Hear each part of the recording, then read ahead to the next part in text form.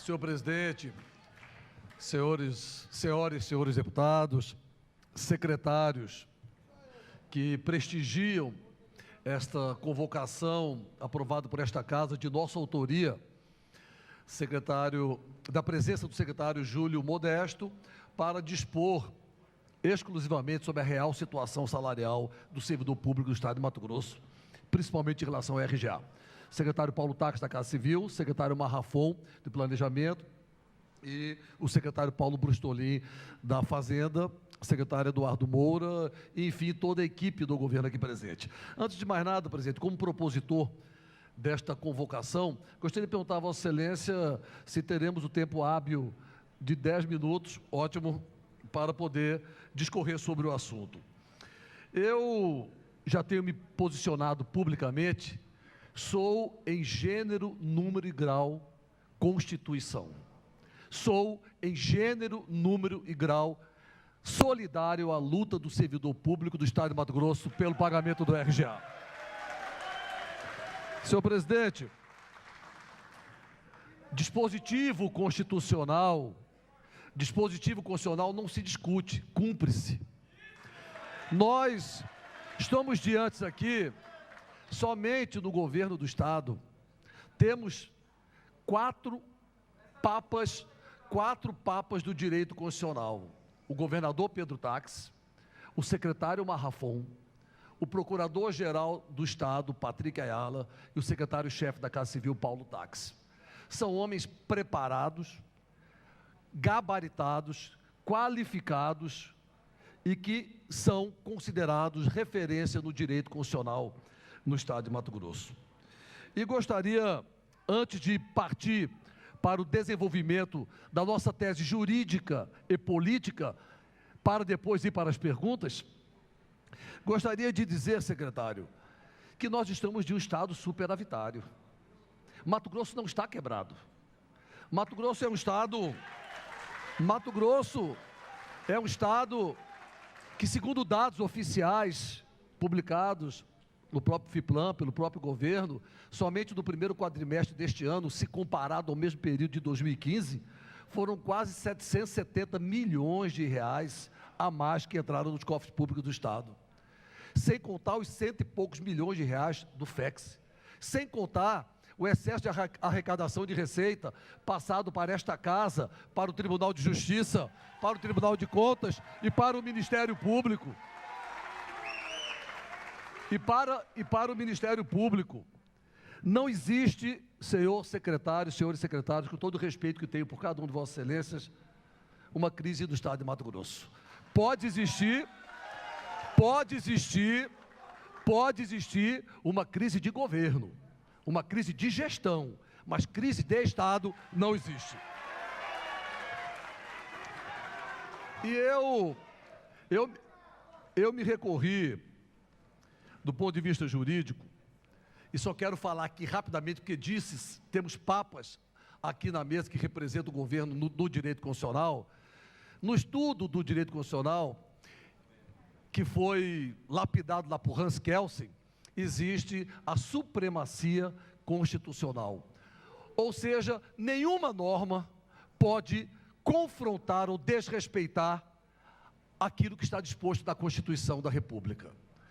Daí o Constituinte originário elaborou o artigo 59 da Carta Magna, que é exatamente a hierarquia das leis, colocando a Constituição no ápice do nosso ordenamento jurídico. Ou seja, tudo que tiver exposto na Constituição, ela é um ordenamento mandatário, é um dispositivo mandatário dentro do nosso ordenamento jurídico.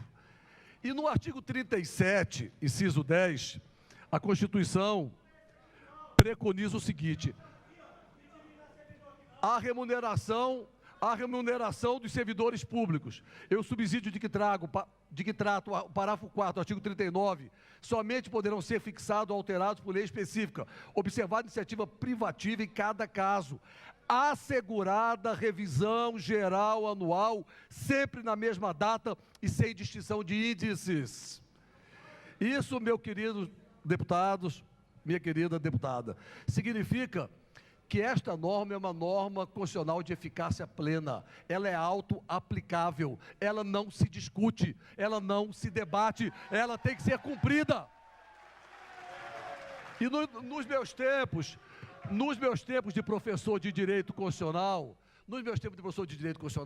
eu usei esta Bíblia aqui, do Papa no direito constitucional brasileiro, um dos papas, chamado Alexandre de Moraes, nomeado hoje, inclusive na cota do PSDB, como ministro da Justiça e da Cidadania. E Alexandre de Moraes, a página 865, ele diz o seguinte a respeito do RGA. Ele diz o seguinte a respeito do RGA.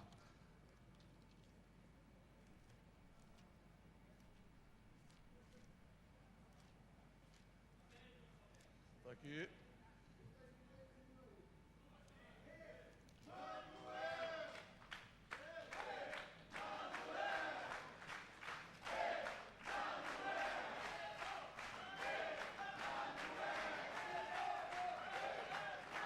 Bom, eu estou tentando achar aqui, mas é bem grossinho o livro, e ele determina exatamente, ao analisar o artigo 37, inciso 10, eu peço até que vocês localizem, que se eu não me engano é página 856, 865, ele diz exatamente que não se discute um direito estabelecido pela Constituição.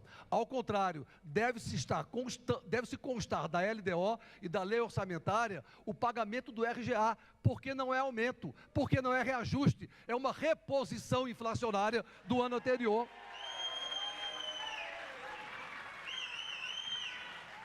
E quando o governo do Estado, então, quando o governo do Estado, na época, o governador Blairo Maggi regulamentou este presente dispositivo, através da Lei 8.278/2004, ele regulamentou exatamente para que pudesse proceder, respeitar aquilo que dispunha a Constituição.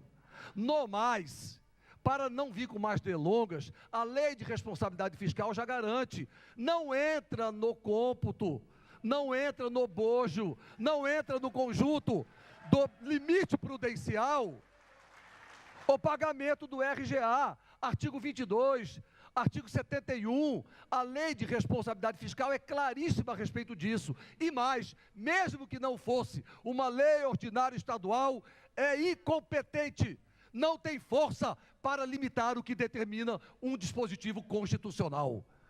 O RGA, portanto, é uma conquista, é uma garantia, é um direito adquirido do servidor público do Estado de Mato Grosso. Não pode, senhores secretários, sob qualquer argumento, sob qualquer justificativa, não pode deixar de ser pago. Ele poderia ser negociado, mas o que eu vejo aqui, que inclusive é a primeira pergunta que quero fazer ao secretário, Júlio Modesto. Secretário, a pergunta que não quer se calar, vai ou não vai pagar o RGA dos servidores públicos do Estado? Porque eu não vi uma contraproposta, eu vi um rosário de lamentações e de análise do passado. De 8 anos para cá, eu não sei por que 8 anos para cá, eu queria entender com qual o parâmetro de 8 anos para cá. Se fosse de 10, o levantamento era diferente. Se fosse dos últimos 15 anos, seria diferente. Se fosse dos últimos 5 anos, seria diferente. Por que 8 anos para cá? Então, são uma série de análises. Hoje vimos essa apresentação, queremos ter uma análise melhor, mas a primeira pergunta ao secretário, com esse embasamento jurídico, é essa. O RGA, além de tudo, tem natureza alimentar. O RGA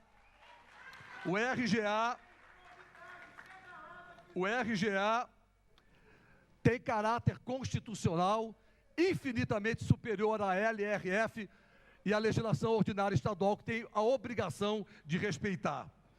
Tem caracterização jurídica de recomposição e não de aumento. E já existem várias jurisprudências, várias manifestações do Supremo Tribunal Federal, inclusive uma agora em tramitação, do Sindicato dos Servidores Públicos de Santa Catarina, pedindo, ou de São Paulo, se eu não me engano, de São Paulo, pedindo indenização ao governo do Estado. Mais um minuto para concluir, deputado. Minuto, presidente. Pedindo indenização ao governo do Estado por não ter pago o RGA dos últimos 2 anos. E o Supremo Tribunal Federal, por pedido de vista do ministro Teori Zavascki, já, por maioria, vem garantindo aos servidores públicos a indenização por não ter recebido no tempo hábil o reajuste geral anual, direito constitucional do servidor. Portanto, não tenho a mínima dúvida, e nesse prisma, rapidamente, do ponto de vista jurídico, de dizer que só os 12 anos pagos ininterruptamente o RGA já prevaleceria o direito adquirido do servidor público do Estado de Mato Grosso. A questão política, presidente, senhores secretários, nobres colegas deputados, pelo amor de Deus, não há argumento político no mundo que justifique esta casa não estar ao lado dos servidores públicos nesta luta.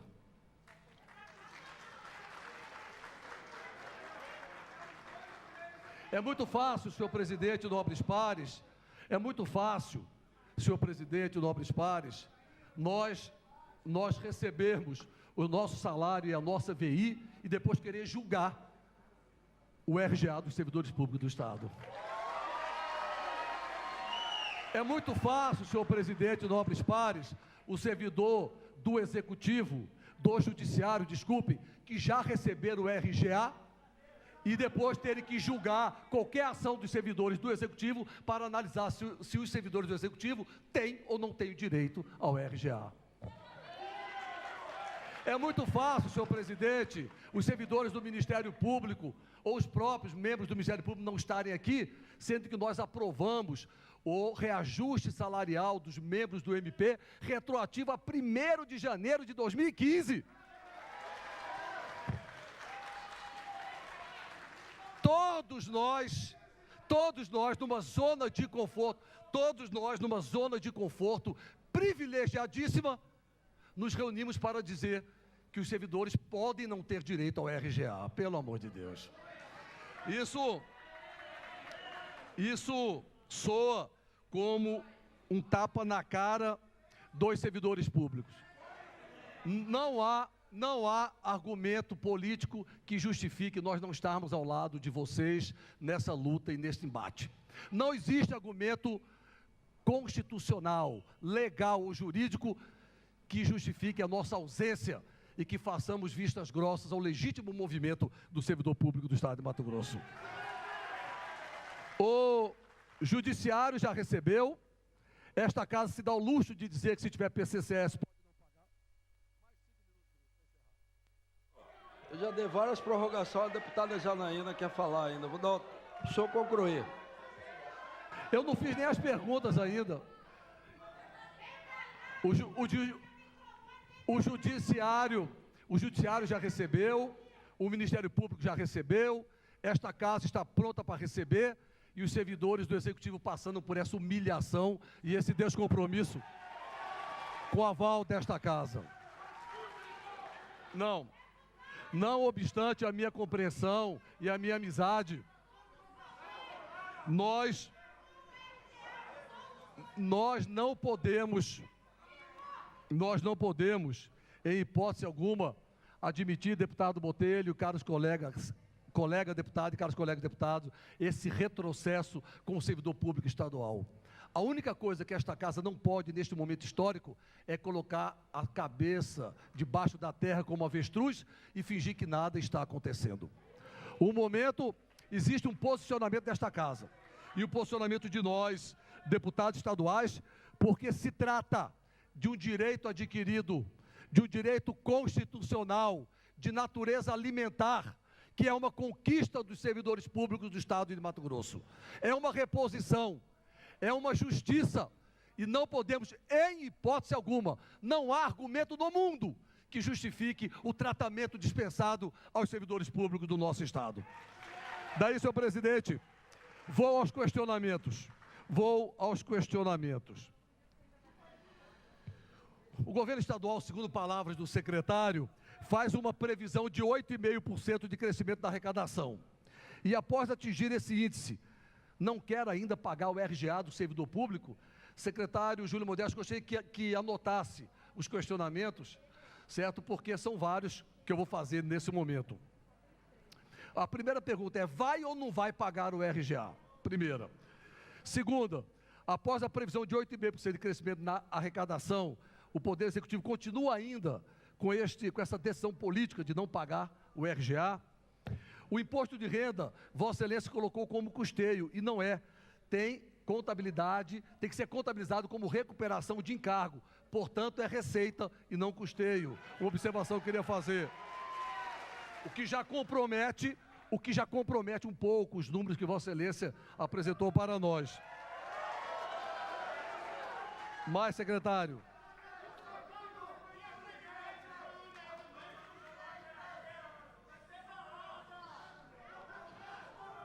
Se não há recursos financeiros... Pessoal, já estou encerrando para depois passar para o próximo orador. Presidente, preciso de mais um tempinho que eu já estou formulando as perguntas para deixar a tribuna. Se não há recurso financeiro para a aplicação do índice de 11,27 para o RGA, por que o governo já impulsou mais de 2.000 novos servidores? Ou esses novos impulsados não gerarão custos na folha de pagamento do funcionalismo público do Estado de Mato Grosso? Segundo informação, é até 4.000 novos servidores. 2, por que não acabar com os incentivos fiscais concedidos indevidamente ao comércio com o aval e o apoio desta Casa, através da CPI presidida pelo deputado Zé Carlos do Pátio? Ao contrário, aprovamos aqui... Bom, depois eu vou tratar desse assunto, não vou falar agora. 3, como o governo tem superávit nas contas, ano base 2015, no primeiro quadrimestre de 2016, e não consegue honrar o pagamento dos direitos trabalhistas dos seus servidores? 4, é possível abrir as contas da folha de pagamento dos servidores públicos do Estado para esclarecimento das dúvidas dos sindicalistas e representantes do funcionalismo público? 5, por que os diversos dados referentes às carreiras constantes no boletim de indicadores de pessoal do Poder Executivo de Mato Grosso, de junho de 2014, estão divergentes dos dados apresentados pelo secretário de Gestão na reunião do governo com o Fórum Sindical de 6 de abril? Por que o governo ainda não cumpriu o disposto no artigo 6º da Lei 8.278, que é nomear os membros do Conselho de Gestão? Quem são esses membros se já foram nomeados? E se não foram, por que até hoje não foram nomeados, se a lei determina que para se pagar o RGA tem que nomear o Conselho? Se há concessão de benefícios fiscais e constitucionais e consequente renúncia de receita tributária, por que não há revisão ou revogação desses benefícios para equilibrar as contas públicas? Se a lei de responsabilidade fiscal excepciona o gasto com a recomposição anual, por que o governo vem negando este pagamento sob argumento do estouro da folha? Se há uma tendência de estouro da LRF, por que o governo vem realizando contratações em concurso público e realizando um aumento de salários? Quantos servidores exclusivamente comissionados há hoje na folha do governo e qual o seu impacto no índice da lei de responsabilidade fiscal? É verdade que a diminuição dos comissionados realizados pelo governo foi, na verdade, um remanejamento dos organogramas? Qual o impacto da liminar que ocasionou a redução da dívida pública de Mato Grosso no orçamento recentemente? Por que o setor de soja não deseja ser taxado, inclusive luta do deputado Zé do Pátio e Wilson Santos, e tem benefícios fiscais,